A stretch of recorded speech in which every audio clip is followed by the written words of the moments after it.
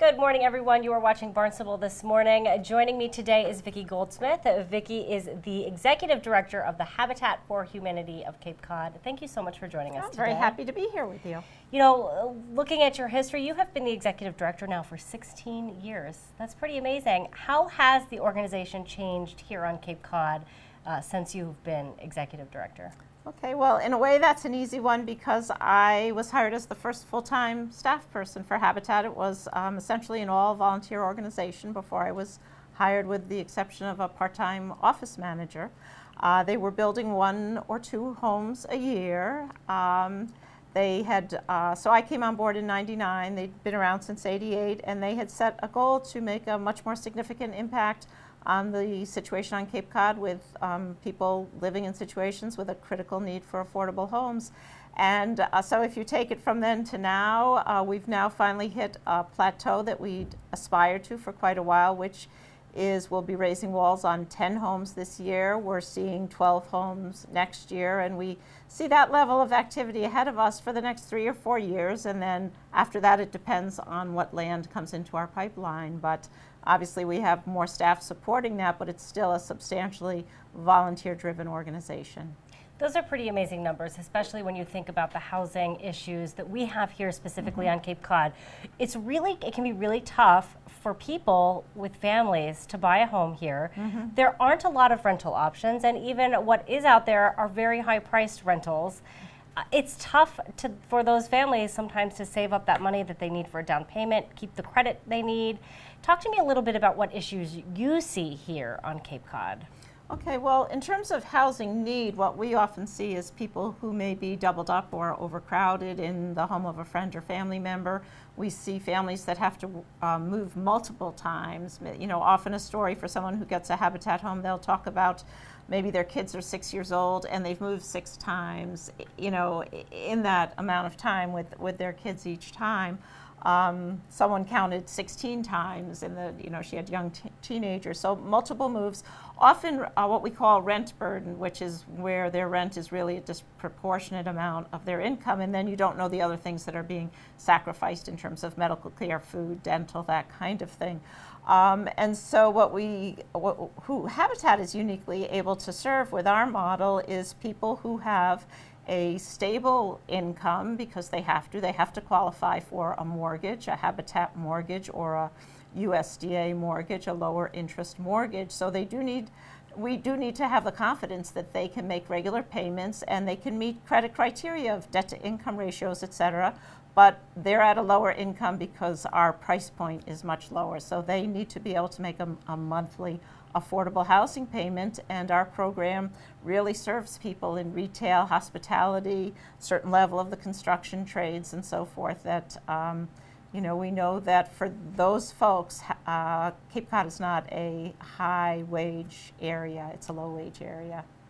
And I would say, too, not as many jobs available as in some maybe larger cities as well. And very, very seasonal employment here. Pretty seasonal, but when retirement became a huge sector versus tourism, there's really a difference. So we do have our year-round population that's serving medical, retirement, and so forth. So, yeah. Pretty interesting stuff. I know that. Talk to me a little bit about the process. So somehow, how does it start? Walk me through the process, say from, does it take a land donation, or how do you find your land? Well, traditionally, most sites in our past had been donated to us by towns. They would identify a parcel that they wished to use. If they thought they could do multifamily rental or elderly rental, obviously they put out a proposal, and organizations, not Habitat, would respond. But when they wanted to do affordable homeownership housing, we would respond to those, and if it was something between a lot that could hold between, say, 1 and 16 homes, we would respond to that. And then usually, because it served a town need, it would be for no cost, but we would have certain parameters. We had to make sure it would be affordable in perpetuity and so forth. More recently, we've always had a small amount of land that was donated to us by private citizens, which I think is absolutely incredible.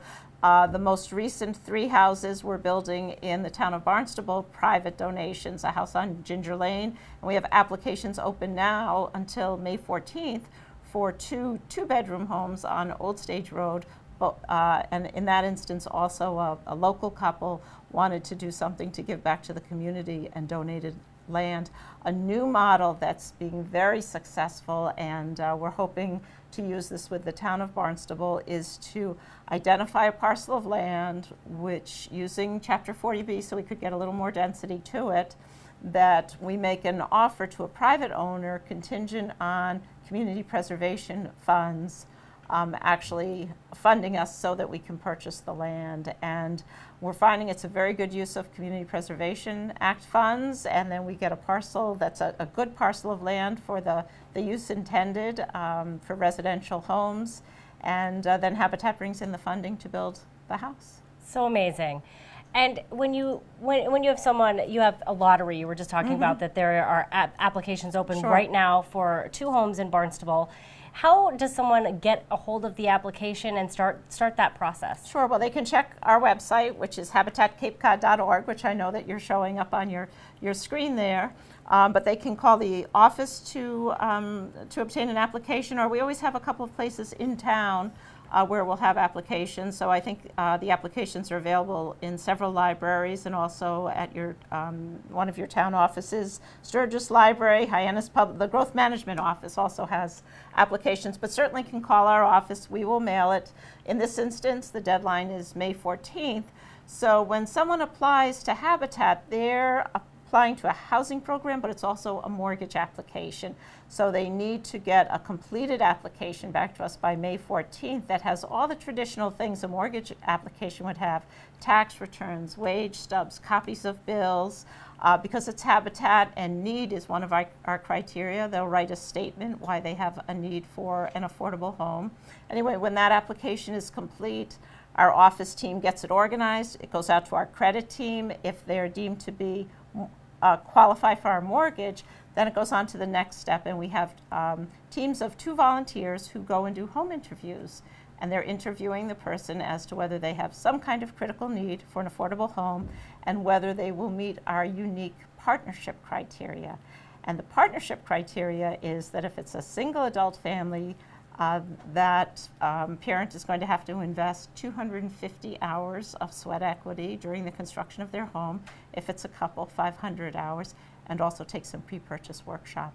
So that if they're within maximum income, qualify for a mortgage, need, and partnership, that group then goes into the final lottery. So amazing. You must.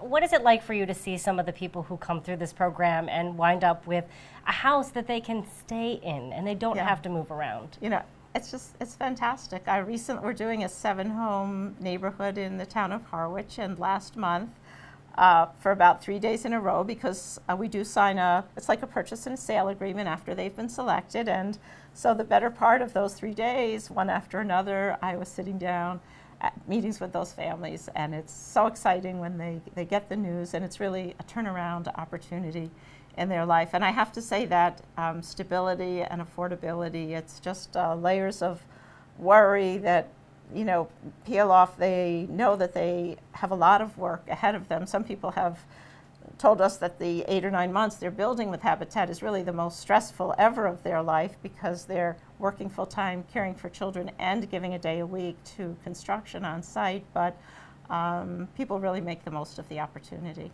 And then it must be so rewarding too for them when they come through and it's all complete, looking at it and knowing that they had a hand in the work that took to put it together. You know, they did it, and there is that enormous sense of accomplishment. So much is learned. So empowerment becomes a very loaded, true word. They learn so much. They learn skills. They learn a lot of things. The other thing families often speak about when we do a debrief near the end of the construction on their home is their renewed way of looking at humanity because of their experience with volunteers. Often they will speak of how incredibly meaningful it is for them to work, every week with people who are giving of their time voluntarily so that their family can have a home. It's a very powerful message to people who often have not had a lot of good luck or good breaks in life. For sure. How do you get those volunteers? Because I know it's hard. We're all living very busy lives. Yeah. It's hard to get people to donate a lot of time, and you need some specialized volunteers. Yeah.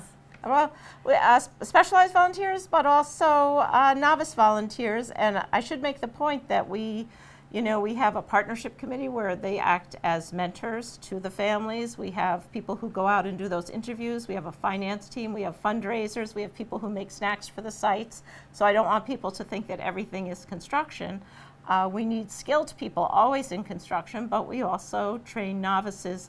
I'd have to say we're a great volunteer gig, and so we let it be known what we have going on, and we tend to be attractive to volunteers because we have such an array of opportunities that people can pick something. For example, if you like to work on events, that's a short term. It's someone who likes to be deeply involved for maybe a 2-month period, and then when they're done, they're done.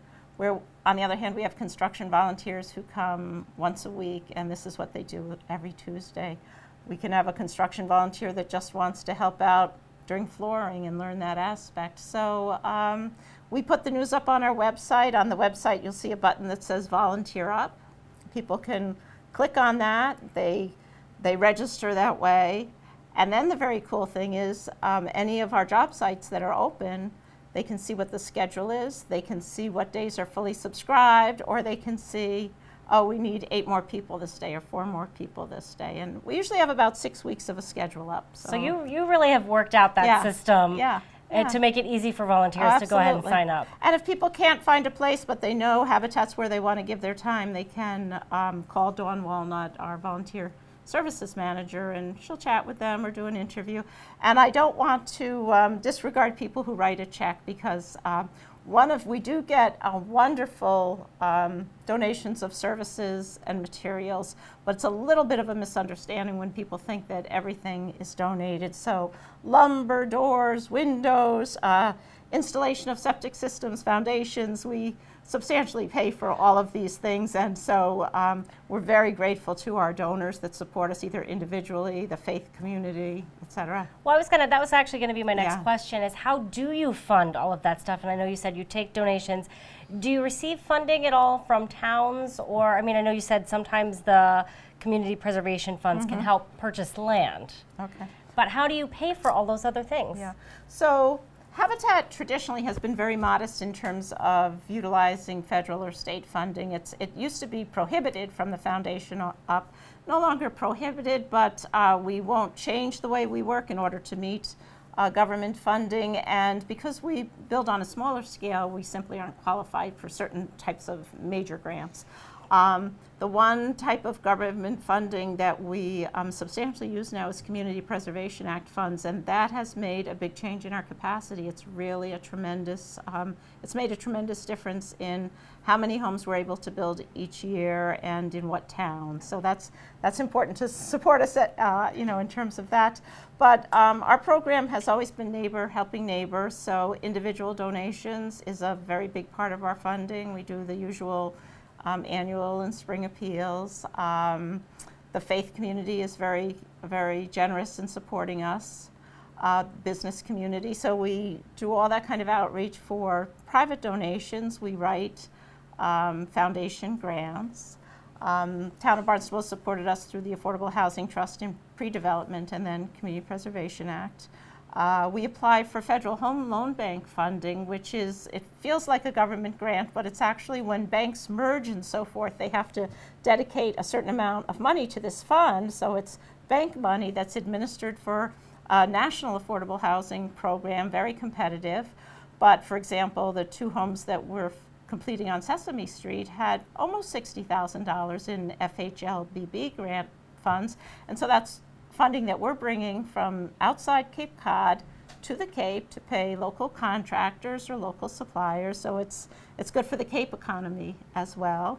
Interesting. I hadn't thought about that aspect of it, hiring local home building is an awesome engine for the local economy.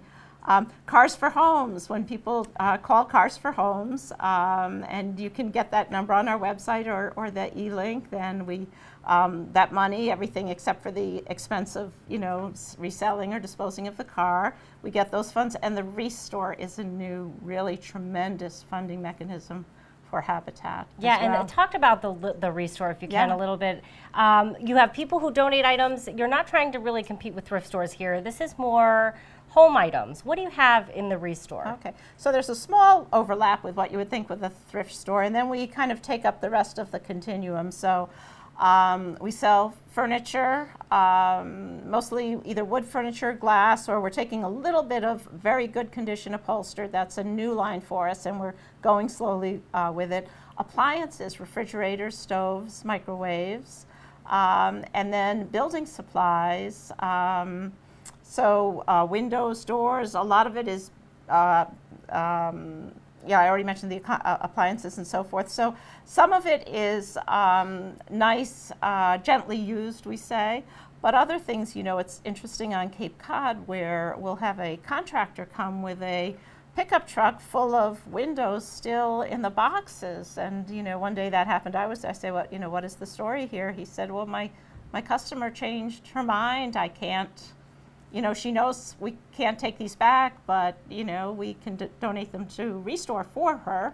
And so often we get the benefit of remodeling, or someone will buy a home, someone of means will buy a beautiful home that has a beautiful kitchen with beautiful custom cabinets, and they want to design it their way after they've purchased it. And so they call us, and we do have pickup. We come in, pick up these beautiful cabinets, maybe a beautiful refrigerator and so forth, and we can offer it as an attractive price, and those funds go right into our program. In the old days, people tried to donate, and they thought it could go into the houses, but we would be constantly redesigning our homes, and we need to stay with a standard, simple design to be able to build with volunteers and in any volume. So this way we can sell these beautiful things, and that funding can go into local home building. So cool. So Yeah. cool to see the community come together on so many my different gosh, levels yeah. to make it Yeah. happen. And we have a great core of volunteers that volunteer at the Restore, and they love it. They're interacting with customers, they're arranging merchandise, they're going on the pickups, and yeah, it's another nice volunteer opportunity for someone that loves